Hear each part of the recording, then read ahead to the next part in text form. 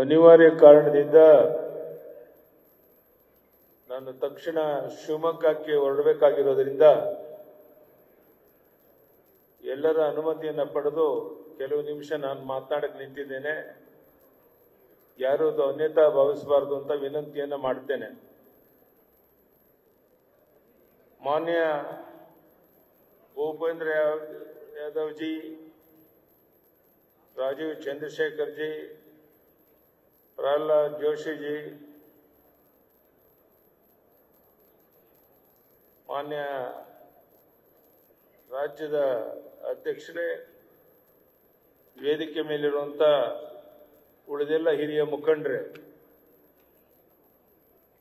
ರಾಜ್ಯದ ಎಲ್ಲ ಭಾಗಗಳಿಂದ ಬಂದಿರುವಂತ ಹಿರಿಯ ಕಾರ್ಯಕರ್ತ ಬಂಧು ಭಗಿನಿಯರೇ, ಮಾಧ್ಯಮದ ಸ್ನೇಹಿತರೆ, 2024 ಈ ವರ್ಷದಲ್ಲಿ ಜವಾಬ್ದಾರಿ ವಹಿಸಿಕೊಂಡ ನಂತರ ನಡೀತಾ ಇರುವಂತ ಪ್ರಥಮ ರಾಜ್ಯ ಕಾರ್ಯಕಾರಿಣಿ ಆಗಮಿಸಿರುವ ನಿಮ್ಮೆಲ್ಲರಿಗೂ ಸ್ವಾಗತಿಸ್ತೇನೆ, ಅಭಿನಂದಿಸ್ತೇನೆ. ಹಾಗೂ ಇದೇ ಸಂದರ್ಭದಲ್ಲಿ ನೂತನವಾಗಿ ಜವಾಬ್ದಾರಿ ವಹಿಸಿಕೊಂಡಿರುವ ರಾಜ್ಯ ಪದಾಧಿಕಾರಿಗಳು, ಮೋರ್ಚಾದ ಅಧ್ಯಕ್ಷರುಗಳು, ವಿಭಾಗಗಳ ಪ್ರಮುಖರು ಹಾಗೂ ಜಿಲ್ಲಾ ಅಧ್ಯಕ್ಷಗಳಿಗೆ ಅಭಿನಂದಿಸ್ತೇನೆ. ಭಾರತೀಯರ 5 ಶತಮಾನಗಳ ಕನಸು ರಾಮ ಮಂದಿರ ನಿರ್ಮಾಣವಾಗಿದೆ.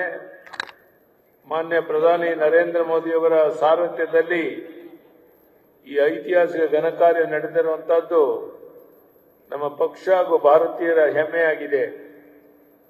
ನಮ್ಮ ಕರ್ನಾಟಕಕ್ಕೆ ರಾಮ ಹನುಮರ ಸಂಬಂಧ ಅಯೋಧ್ಯೆಯಲ್ಲಿ ಪ್ರತಿಷ್ಠಾಪನೆಯಾಗಿರುವ ಬಾಲರಾಮ ನಮ್ಮ ಮೈಸೂರಿನಿಂದ ರೂಪುಗೊಂಡಿರುವ ಎನ್ನುವುದು ನಿಮ್ಮೆಲ್ಲರ ಹೆಮ್ಮೆ. ಸನ್ಮಾನ್ಯ ಪ್ರಧಾನಿ ನರೇಂದ್ರ ಮೋದಿಜಿಯವರ ನೇತೃತ್ವದಲ್ಲಿ ಭಾರತ 10 ವರ್ಷಗಳಲ್ಲಿ ಅನೇಕ ಅಭಿವೃದ್ಧಿ ಕಾರ್ಯವನ್ನು ಕಂಡಿದೆ. ಅನೇಕ ಐತಿಹಾಸಿಕ ಸಮಸ್ಯೆಗಳಿಗೆ ಪರಿಹಾರ ಕಂಡುಕೊಂಡಿದೆ. ಜಗತ್ತಿನಲ್ಲಿ ನಂಬರ್ 1 ಸ್ಥಾನಕ್ಕೆ ಭಾರತ ತಲುಪಲಿದೆ. ಮುಂದಿನ ಲೋಕಸಭಾ ಸಮರ ನಮ್ಮೆಲ್ಲರಿಗೂ ಬಹುದೊಡ್ಡ ತಿರುವಿನ ಸತ್ವಪರೀಕ್ಷೆಯಾಗಿದೆ. ಕರ್ನಾಟಕದಲ್ಲಿ ಕಳೆದ ಬಾರಿ 2019ರಲ್ಲಿ 25 ಸ್ಥಾನ ಗೆದ್ದು ತಮಗೆ ಸಮರ್ಪಿಸುತ್ತೇವೆ ಎಂದು ಮಾನ್ಯ ಪ್ರಧಾನಿಗಳಿಗೆ ವಾಗ್ದಾನ ಮಾಡಿದ್ದು. ಆದರೆ 26 ಸ್ಥಾನಗಳನ್ನ ಈ ರಾಜ್ಯದ ಜನರ ಆಶೀರ್ವಾದದಿಂದ ಅವರಿಗೆ ಸಮರ್ಪಿಸಲು ಸಾಧ್ಯವಾಗಿದ್ದು ನಿಮ್ಮೆಲ್ಲರ ಸಂಕಲ್ಪ ಶಕ್ತಿಯಾಗಿದೆ. ಈ ಬಾರಿ 28ಕ್ಕೆ 28 ಲೋಕಸಭಾ ಕ್ಷೇತ್ರ ಗೆಲ್ಲೋದ್ರ ಮೂಲಕ ಮೋದಿಯವರಿಗೆ ನಮ್ಮದೇ ಆದಂತಹ ಒಂದು ಕೊಡುಗೆಯನ್ನು ಕೊಡಬೇಕು ಅಂತ ಎಲ್ಲರೂ ನೀವೆಲ್ಲ ತೀರ್ಮಾನ ಮಾಡಿದ್ದೀರಾ. ಅದರಂತೆ ಅದು ಯಶಸ್ವಿ ಆಗ್ತೀವಿ ಅನ್ನೋ ವಿಶ್ವಾಸ ನನಗಿದೆ.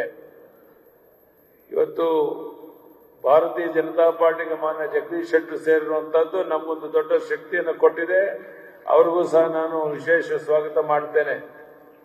ಆದರೆ ನಮ್ಮ ಮುಂದಿನ ಸವಾಲು ದೊಡ್ಡದಿದೆ. ಜನರನ್ನ ದಿಕ್ಕು ತಪ್ಪಿಸಿ ಅಧಿಕಾರಕ್ಕೆ ಬಂದಿರುವ ಕಾಂಗ್ರೆಸ್ ಸರ್ಕಾರ ಕಲಹದಲ್ಲಿ ತೊಡಗಿದೆ. ಇವರ ಕಚ್ಚಾಟದಿಂದ ರಾಜ್ಯದ ಆಡಳಿತ ಕುಸಿದು ಬಿದ್ದಿದೆ. ಭ್ರಷ್ಟಾಚಾರ ತಾಂಡವಾಡ್ತಿದೆ. ಯಾವುದೇ ಅಭಿವೃದ್ಧಿ ಕಾರ್ಯಗಳು ನಡೀತಾ ಇಲ್ಲ. ಇದರ ನಡುವೆಯೂ ಅವರ ದುರ್ಮಾರ್ಗದಲ್ಲಿ ಮತಗಳಿಸುವ ಕುತಂತ್ರಗಳನ್ನು ನಡೆಸಿದ್ದಾರೆ. ಜನರಿಗೆ ವಾಸ್ತವವನ್ನು ಮನವರಿಕೆ ಮಾಡಿಕೊಡುವ ಸವಾಲು ನಮ್ಮ ಮುಂದಿದೆ. ಈಗಾಗಲೇ ಜನ ಈ ಸರ್ಕಾರದ ವಿರುದ್ಧ ಬೇಸತ್ತಿದ್ದಾರೆ.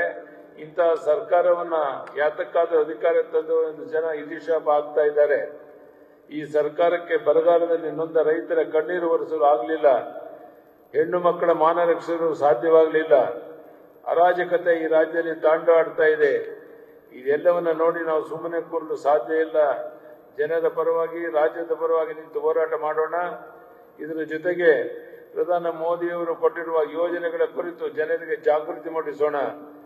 ಭಾರತೀಯ ಜನತಾ ಪಾರ್ಟಿ ಕಾರ್ಯಕ್ರಮಗಳು ಬಡ ಜನರು, ನೊಂದವರಿಗೆ ಬದುಕಲು ಕಟ್ಟಿಕೊಡುವ ಕಾರ್ಯಕ್ರಮ ಎನ್ನುವುದನ್ನ ವಿವರಿಸಿ ಹೇಳೋ ಜವಾಬ್ದಾರಿ ನಿಮ್ಮೆಲ್ಲರದು.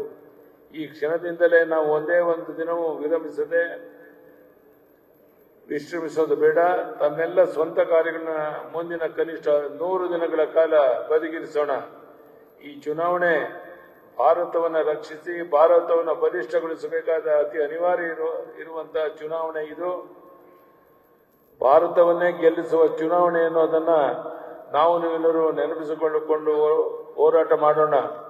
ಭಾರತವನ್ನ ಜಗತ್ತಿಗೆ ನಂಬರ್ 1 ರಾಷ್ಟ್ರವನ್ನಾಗಿಸಿರೋ ಮೋದಿ ಅವರನ್ನ ಮತ್ತೆ ಪ್ರಧಾನಿ ಮಾಡಬೇಕಾಗಿದೆ ಎನ್ನುವ ಚುನಾವಣೆ ಅನ್ನೋದನ್ನ ನಾವು ತಿಳಿಯೋಣ, ಜನರಿಗೆ ತಿಳಿಸೋಣ ಅಂತ ಹೇಳ್ತಾ ಮತ್ತೊಮ್ಮೆ ಇಲ್ಲಿ ಸೇರಿರುವಂತ ಎಲ್ಲ ಬಂಧುಗಳಿಗೆ ವಂದನೆ ಅಭಿನಂದನೆಯನ್ನು ಸಲ್ಲಿಸಿ ನಾನು ಮುಂದಿನ ಒಂದು ಕಾರ್ಯಕ್ರಮಕ್ಕೆ ಶಿವಮೊಗ್ಗ ಹೋಗಬೇಕಾಗಿದೆ. ನಿಮ್ಮೆಲ್ಲರ ಅನುಮತಿಯನ್ನು ಪಡೆದು ಹೊರಡ್ತಾ ಇದ್ದೇನೆ.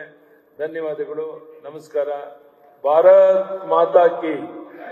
ಎಲ್ಲರೂ ಕೂಗಿ ಹೇಳಿ, ಜೈ ಶ್ರೀರಾಮ್, ಜೈ ಶ್ರೀರಾಮ್, ಜೈ ಶ್ರೀರಾಮ್.